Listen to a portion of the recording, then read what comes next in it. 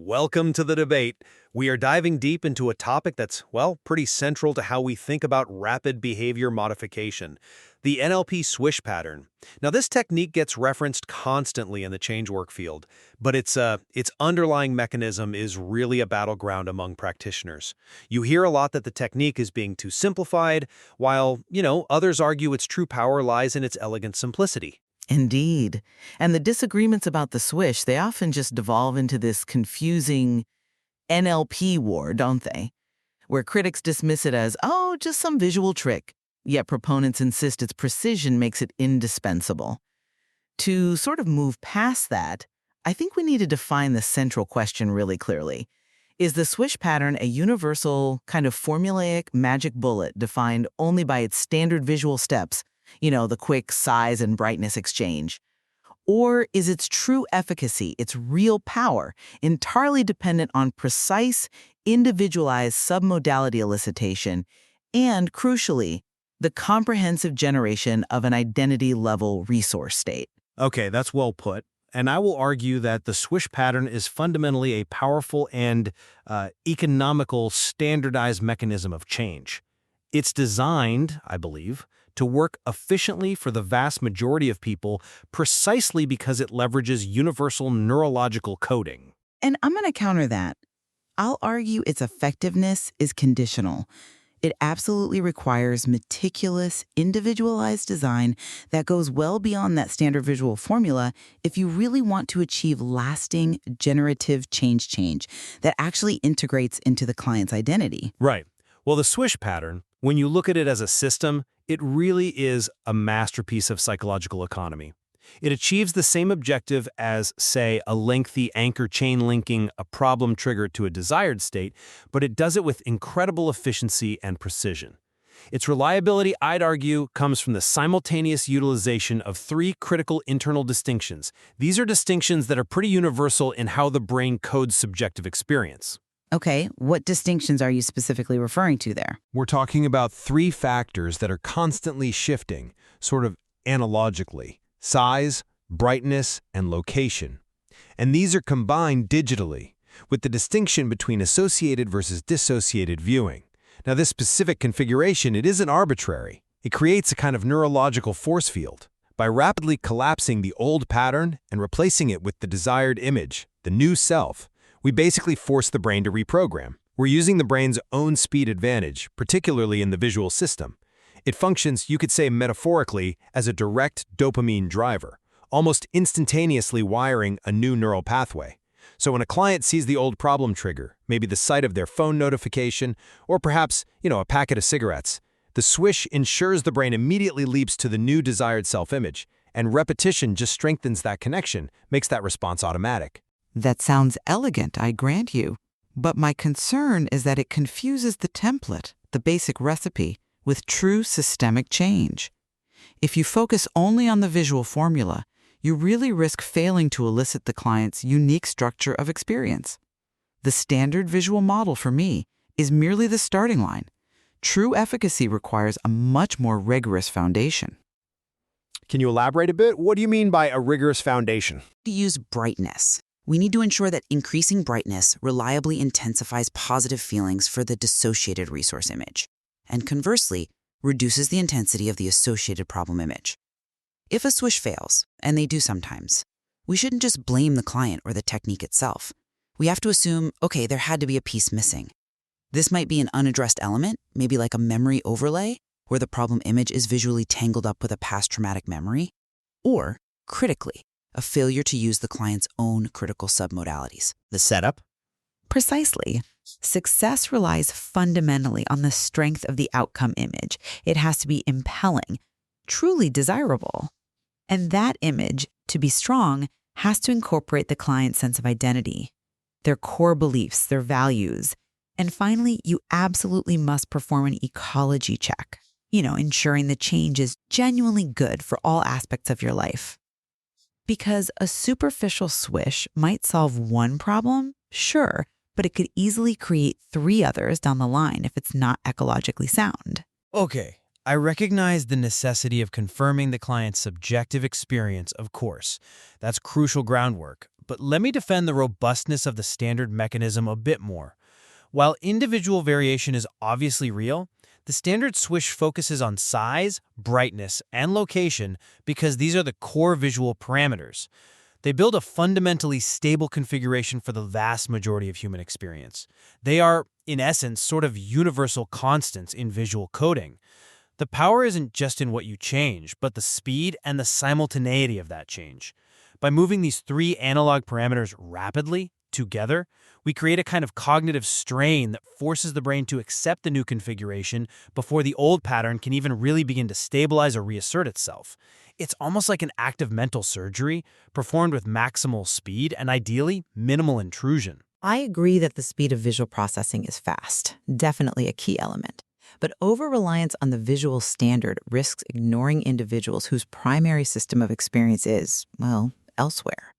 If someone has a strong kinesthetic preference, for instance, the purely visual swish is often difficult or frankly ineffective on its own. They might intellectually follow the instructions, sure, but the emotional charge, the feeling, it just won't stick. Because their internal world runs on feeling, pressure, temperature, that sort of thing. In these cases, their kinesthetic accompaniment, using tailored submodalities like increasing the pressure of the new self-image or changing its texture, that has to be utilized to really enhance the change. But if they're visually processing the information, the instructions, shouldn't the visual shift alone be enough to at least begin the neurological rerouting? It might initiate a temporary change, perhaps, but it likely won't be generative, not lasting. And furthermore, we really need to discuss critical submodalities in more depth. These are the differences that make all the difference, as they say. For example, the critical submodality for one client might genuinely be distance. If they perceive the problem image as being, say, 100 feet away, and you try to just change its brightness, nothing much happens. But the moment you ask them to bring it right up close, within arm's reach, suddenly the size, the brightness, and the volume of their internal dialogue all spike dramatically. That distance distinction acts like a master switch for them. If we ignore those individually critical drivers, well, we're essentially treating a complex subjective neurological process as if it's just a simple, interchangeable visual adjustment. And that, I think, undermines the entire potential of the process. Okay, let's pivot slightly to application then. If the swish mechanism is as potentially fragile or context-dependent as you suggest, why is it apparently so flexible in its application? The ability to use the swish conversationally, sometimes without the client explicitly knowing they're even running the technique, or even for self-coaching, by embedding the outcome picture into a real-world trigger, that seems to demonstrate its utility as a reliable, direct tool. For example, a business coach might train a client to mentally project their desired self-image onto their own forehead whenever they encounter a difficult client. That's pure behavioral linkage, isn't it? Trigger A leads directly to state B, bypassing the old unwanted state C. It seems to work because the standard mechanism is robust enough to operate even outside of conscious technical awareness. I find that application fascinating, truly. But I would caution against mistaking speed for depth, especially when we're talking about generative change that lasts and evolves. While the conversational swish is fast, sure, if that outcome image isn't deeply constructed at the level of identity, the change risks being superficial and, temporary. If the desired state is simply, I won't eat that donut, but the underlying identity remains, I am a person who struggles with willpower, well, the change is inherently fragile. So, what specifically defines that identity level for you? How do you ensure you're hitting that? It's about building a robust psychological structure, really. It means using powerful internal representations, perhaps integrating personal archetypes. Maybe helping the client think of themselves as the strategist, or invoking something strong like Iron Man, or explicitly addressing underlying values and beliefs within the outcome picture itself. When we rely solely on a formulaic, fast visual swish, we often encounter that problem of black and white thinking upon failure. You see it all the time. If a smoker, after a swish, has just one relapse, they immediately conclude, see, I am a smoker again. The very simplicity of the technique can lead to a fragile internal narrative. And to counter this, advanced practitioners always describe the necessity of installing a recovery strategy, a secondary robust process, maybe using verbal chains or visual reinforcement, designed specifically to override that immediate negative conclusion. Modified visual shift likely fail to fully integrate the change at that deeper identity level. But doesn't the speed itself help guarantee unconscious engagement, which is surely necessary for depth? The process must be repeated several times, fast, with a cleared screen between repetitions, that famous whoosh sound people make. This speed is argued to be neurologically essential. It keeps the old pattern in flux, in movement, until the new one stabilizes. It maximizes the involvement of the unconscious mind. That's why practitioners often use language like "in a moment, but not yet" when describing the steps. We are explicitly priming the right brain, the center of simultaneous processing, to run the pattern without too much conscious interference. I agree. Speed is critical for the visual system, no question. But relying solely on visual speed ignores other methods that might provide even deeper unconscious access. Just look at the strategic adjustments needed in a conversational swish, for instance. If you simply remind a client of the trigger picture first, what happens? They're likely to immediately re-experience the negative feelings, that VK synesthesia, the visual image instantly triggering the kinesthetic response. Therefore, a truly dynamic coach knows they often must strategically use anchoring, bring in resources before activating the trigger picture, leading the client into a resourceful state first.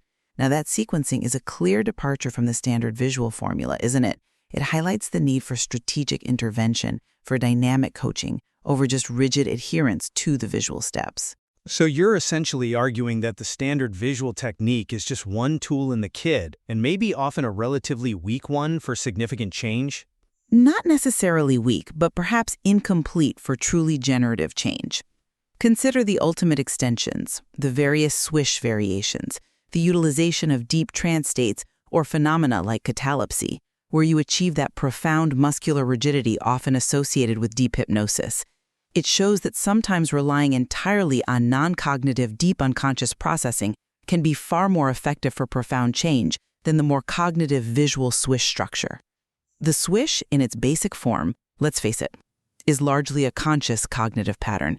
True mastery, I believe, involves moving beyond that cognitive framework and tapping into the client's neurological core, where those fundamental identity shifts truly happen. You know, this intellectual exchange really illustrates perfectly why the debate over the swish pattern persists.